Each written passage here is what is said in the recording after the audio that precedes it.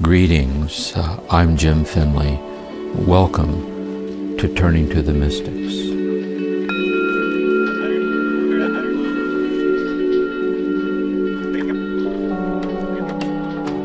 Greetings, everyone.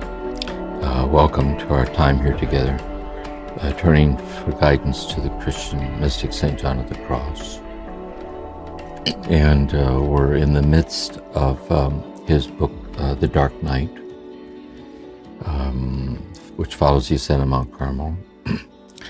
And the last time we left off with each other, we were talking about the dark night as a poetic metaphor of how we experience God's love in the transformative process of loving and being loved by each other, primarily focusing on marital love, but pointing out how that same process is in parenting or teaching students in a classroom, or committed to the healing process, or oneness with nature, or solitude, art, poetry. It's just, it's a continuous metaphor, the transformative power of love leading us into ever deeper love. And so St. John of the Cross, I think, assumes all of that. He's always assuming that we're experiencing God's love for us in our love for each other in daily life and sharing it. He's just assuming that.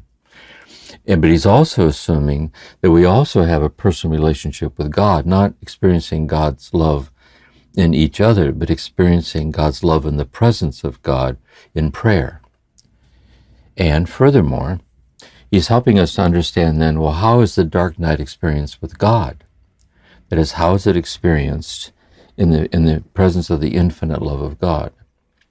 And his concern is the point at which we're living the Christian life, and there's our daily quiet time of Lectio Divina, meditation and prayer. We go forth to share it with others, and efficacious unto holiness. He's assuming all of that. So this is experiencing God's love for us in prayer, mediated or incarnate in our consolations, incarnate in our insights into the things of God, incarnate in our aspirations, and so on. But then when we pass through the veil of death, we move beyond these ways of experiencing the presence of God mediated through our thoughts, through our reflections, through our consolations, and we move into unmediated, infinite union with the infinite love of God in glory, which is our destiny. And so then he's saying what can happen with some people following this path is that God doesn't wait until they're dead to begin infusing into them an unmediated experience of the infinite presence of God infinitely in ways they cannot grasp, and starts to introduce them into the celestial state while still on the earth. And he's offering insight to those for whom the experience is happening and how to discern that it's happening. And we were looking at this with the Ascent of Mount Carmel, Book 1 and 2, on the active aspects of attitudes to cultivate, to cooperate with it. And now he's picking up again in the Dark Night on the passive aspects. And it's basically this. It's basically that we realize as we go to our place of prayer that we're no longer nurtured by prayer, or we're no longer are consoled by the felt sense of God's presence in prayer. And also the clarity that we had in our understanding of God through our beliefs, kind of chapter and verse clarity. That clarity is also not nearly so clear to us anymore. Because what's happening here is that God sees that we're attached to these finite ways of experiencing the infinite presence of God, efficacious unto holiness. And therefore, to help liberate and free us up to begin to experience an infinite oneness with God, God lovingly takes away the capacity to function in that mediated way. And this is what he means by the dark night. That God helps us out by weaning us off our ability to engage in Lectio Divina, discursive meditation, and be nurtured by it, to liberate us from our dependency on those finite ways of experiencing God. And yet, at the same time, we don't know how to go forward either. And so this is chapter 9, book 1 of the Dark Night. And he says the first sign, John of the Cross, this is article 2, is that these souls do not get satisfaction or consolation from the things of God. They do not get any out of creatures either, since God puts a soul in this dark night in order to dry up and purge its sensory appetite. He does not allow it to find sweetness or delight in anything.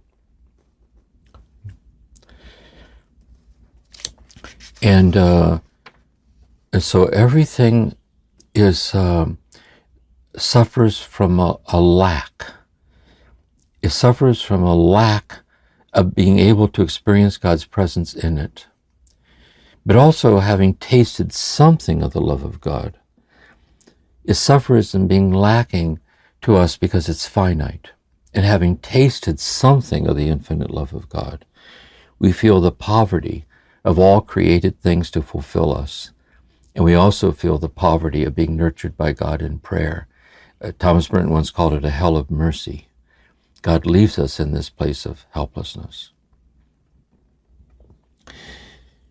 John of the Cross then says, to those in whom this occurs and know how to remain quiet without care or solicitude about any interior or exterior work, they will soon in that unconcern and idleness delicately experience the interior nourishment. This refection is so delicate that usually if the soul desires or tries to experience it, it cannot. For as I say, this contemplation is active while the soul is in idleness and unconcern.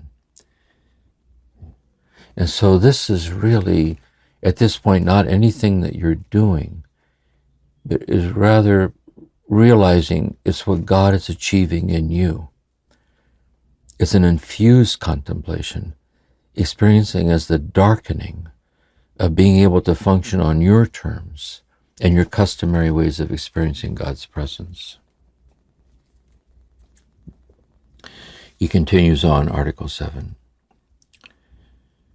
The reason is that now in this state of contemplation, when the soul has left discursive meditation and entered the state of proficients, that is, proficients are those who are beginning to move from discursive reflective meditation into wordless contemplation, resting in God, unexplainably resting in you. The reason is that now in this state of contemplation, when the soul has left discursive meditation and has entered the state of proficients, it is God who works in it. He therefore binds the interior faculties and leaves no support in the intellect, nor satisfaction in the will, nor remembrance in the memory. At this time, a person's own efforts are of no avail, but rather an obstacle to the interior peace and work of God is producing in the spirit through that dryness of sense. Sense's peace is something spiritual and delicate. Its fruit is quiet, delicate, solitary, satisfying, and peaceful, and far removed from all those other gratifications of beginners, which are very palpable and sensory. For this is the peace that David speaks of in speaking of this night in the Psalms. St. John of the Cross continues. The final quote here. The attitude necessary in the night of sense is to pay no attention to discursive meditation, since this is not the time for it. They should allow the soul to remain in rest and quietude, even though it may seem very obvious to them that they are doing nothing and wasting time, and even though they think this disinclination to think about anything is due to their laxity. Through patience and perseverance in prayer, they will be doing a great deal without activity on their part.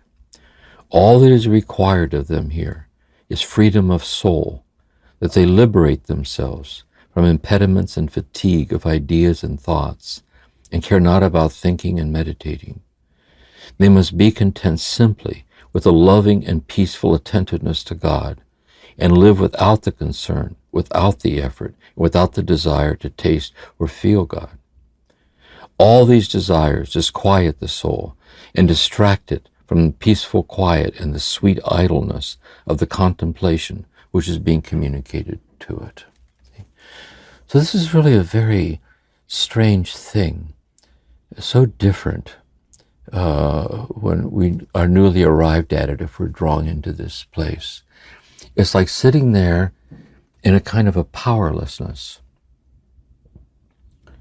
to draw any kind of nourishment in thinking about the things of God. Or a powerlessness to experience the consolations of God. Or like a kind of an emptiness or an empty-handed poverty. And he says, but if you sit there with all your heart, if you sit there with all your heart in this complete dependency on God, who's achieving this work in you of drawing you out beyond the closed horizon of all that's attainable through finite thoughts and feelings, there begins to grow in you, he says, the fire of love. But the fire of love is not commonly felt at first, because it's a fire that burns with such infinite, delicate silence that the finite reflective self sitting there is unable to discern it. But as one sits there, and this can go on for months, this can go on for years this way, but as one sits there little by little by little, there begins to shine out of that poverty this infinite oneness, which is we'll be getting to next on the spiritual contact on the living flame of love, of being married to God through love. So really it's a kind of a sweet death. It's kind of dying of love to everything less than an infinite union with infinite love, and patiently surrendering yourself over to this a process. John of the Cross says, with some people, God paces this according to our weaknesses. Some people, it's just unbearable. So there are times they can return to meditation and return to reflection and so on. And it tends to take longer because there's these spaces where you kind of get a breather, where you can circle back and then it continues. Other people can go on with more consistency and until this breakthrough happens into this unitive state of divine love. He also says, and Teresa of Avila talks about this too, it's especially painful when you don't have a spiritual director that understands this and encourages you and helps you to abide in it and be attentive in it and present in it and so on, which deepens your solitude. And so that's John of the Cross. On the dark night. This is John of the Cross, where you're in a certain, and this is continuous with how the dark night is present in nuptial love and teaching and all these ways, because what it is, he's now talking about it with God, ultimately speaking. That is, you're in this love and through reflective prayer, and there's this influx of this divine light which blinds your finite eyes, because it's infinite. And in blinding your finite eyes, you know not what to make of it. And but tasting that taste of the finite that you cannot explain, having tasted that divine light, you see the poverty of the pleasure that you get and the consolations of prayer through emotions and consolations. You see the poverty of all your thoughts about God. And you're betwixt and between these two worlds, between the earthly plane of God's infinite love given in finite ways, and on the brink or the precipice of God's infinite love given in infinite ways, and you're transformed in that poverty. And so St. John of the Cross then offers trustworthy guidance for those who are being led by God along this very obscure and subtle and delicate path toward mystical consummation in God's love. So let's end then with a sitting, with a meditation.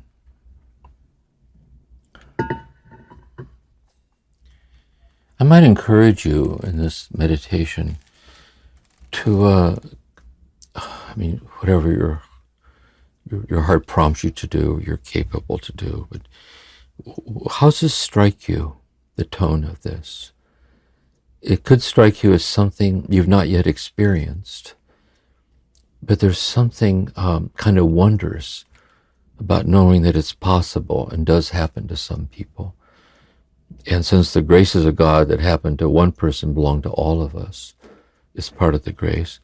But you may realize it is happening to you, but you never even consciously saw it, because it's not the granting of something. Rather, it's the poverty of the cessation of everything that has an enigmatic richness about it. And John of the Cross is helping us to put words to it. So in the prayers, you sit in the presence of God relative to where you are with this transformative process. So with that, then, I invite you to sit straight and fold your hands and bow. Be still and know I am God. Be still and know I am. Be still and know. Be still. Be.